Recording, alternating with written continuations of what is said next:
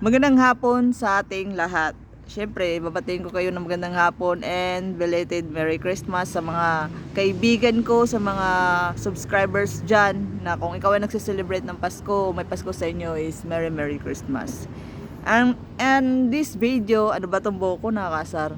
So ito nga, pag-usapan natin yung tungkol sa Team Tara, yung storyline na ina-upload ko. Nagsimula naman talaga yung vlog kong to about sa Team Tara, and then biglang gusto ko na lang mag-share ng mga experiences ko, ng mga pangyayari, at saka kung ano-ano pang anik-anik sa paligid.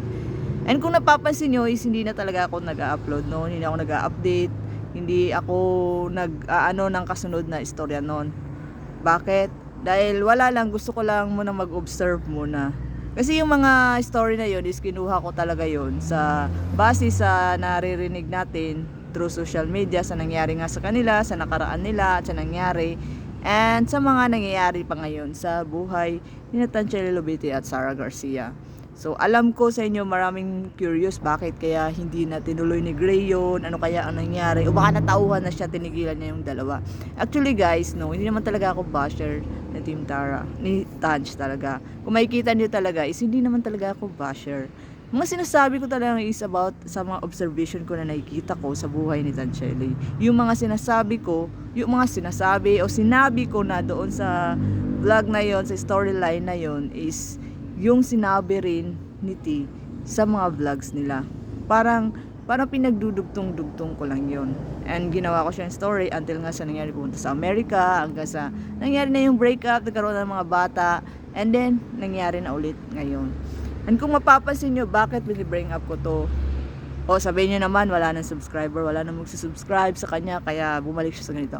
No, hindi ganun yon.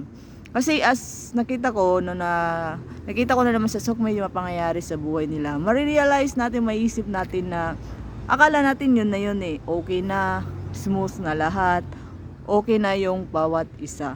Pero nakikita natin na bakit palaging ganito yung nangyayari sa kanila. So parang na-curious ako na akala ko okay na, pero ito na naman ako.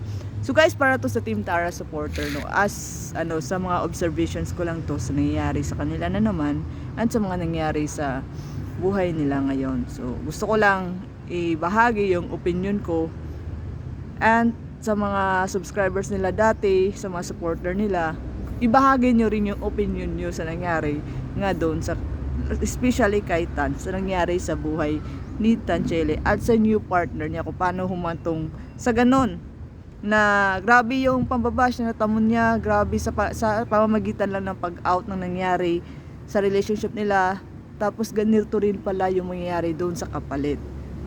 Parang recycle lang yung nangyari. So yun ang pag-uusapan nga natin. Hindi natin pag-uusapan yung buhay ni Tanchelly. Hindi natin siya ibabash. Parang ay a-analyze lang natin yung sitwasyon, yung pangyayari talaga, kung bakit parang naulit